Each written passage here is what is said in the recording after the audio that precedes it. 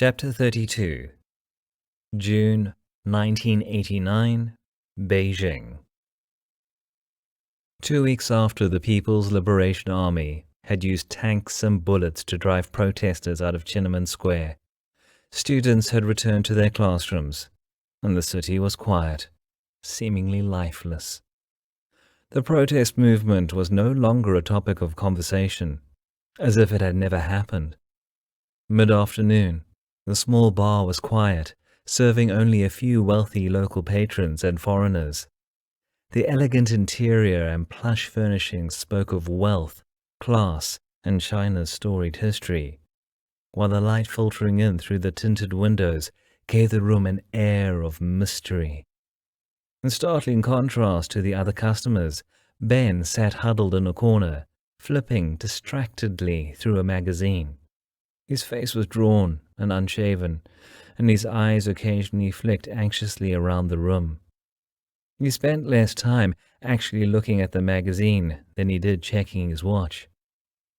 John walked through the door at 20 to 3. He had arrived early, but couldn't shake the unsettling feeling that he was being followed. Several times he walked past the bar, watching the passer-by with a suspicious eye.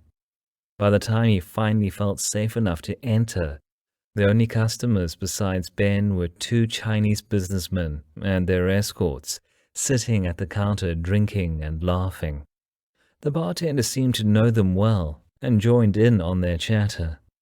John sat down at the table across from Ben and ordered a glass of lemonade. "You sounded upset on the phone. Is everything okay?" he asked once the server brought over his drink. Ben shook his head, his face twisted with fear. "My son, David, is in trouble." "Oh?" John leaned forward. "What happened?" "I tried to convince him to get out of the square before the army moved in, but he refused. Now his name is on the government's wanted list. He's had to go into hiding." Ben's voice broke. The words caught in his throat. He gulped at his drink. Then the words burst out of him. "David's too young to understand politics. Over the last 5 years, the government has changed its policies, and China has grown and developed.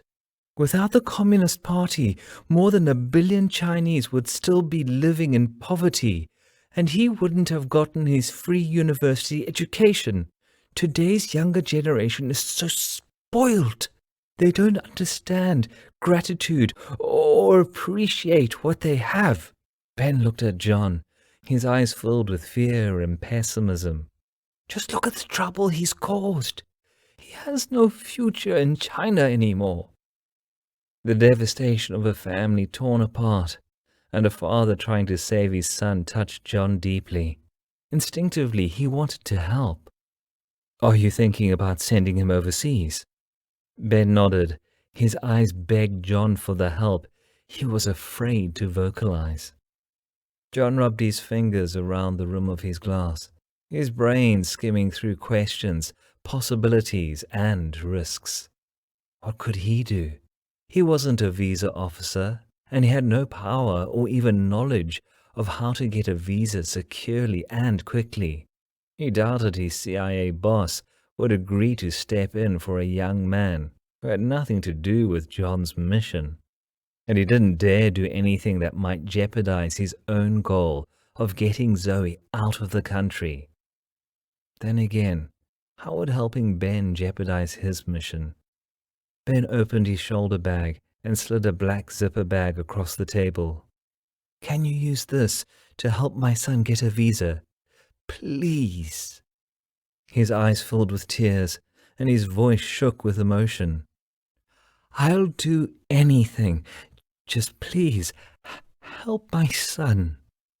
"I'll do my best."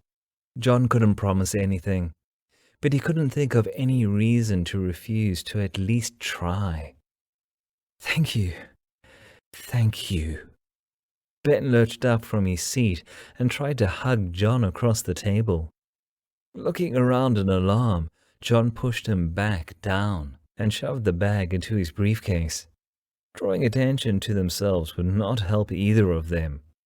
Lowering his voice, he asked, "About the other thing, have you found out if Anghua had access to any secrets during his US trips?" Ben nodded, wiping his eyes. He leaned forward, more cautiously this time. "Right after he came back from the US 2 years ago, my friend said his department was touting some huge breakthrough with missile technology. Since then, the accuracy of China's nuclear weapons targeting has improved dramatically, and—" He edged his chair closer, dropping his voice to a whisper. "He said Anghua was bragging about how lucrative his US contacts were, and how the Americans thought he was a real big shot." His brow furrowed. "Is that the right word? Big shot?"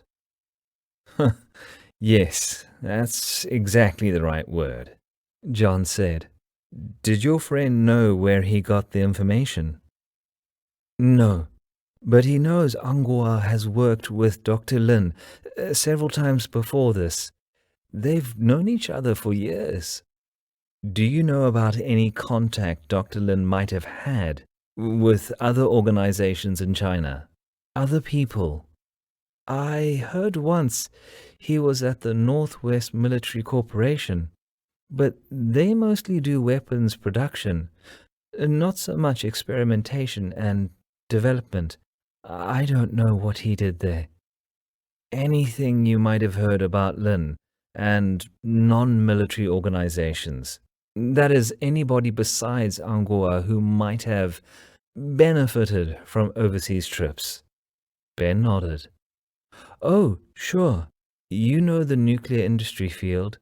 Civil and defense projects have lots of crossover. Lots of people go from military applications to civil ones and back again. I'd bet Lin knows most of them. Can you give me names and what they might have gotten out of this trip?" John asked, his palms starting to sweat. Ben's eyes darted around the room again.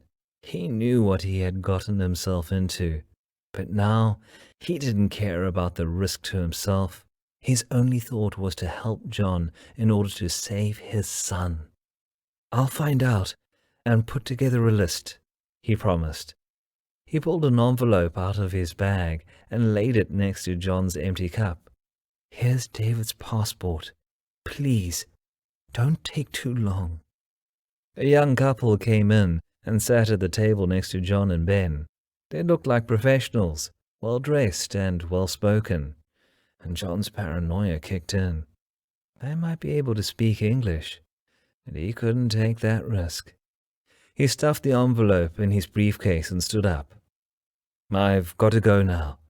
I'll call you as soon as I have something." Ben stood up, and they shook hands. As the two of them left the bar, each hoped fervently that the other would bring good news to their next meeting.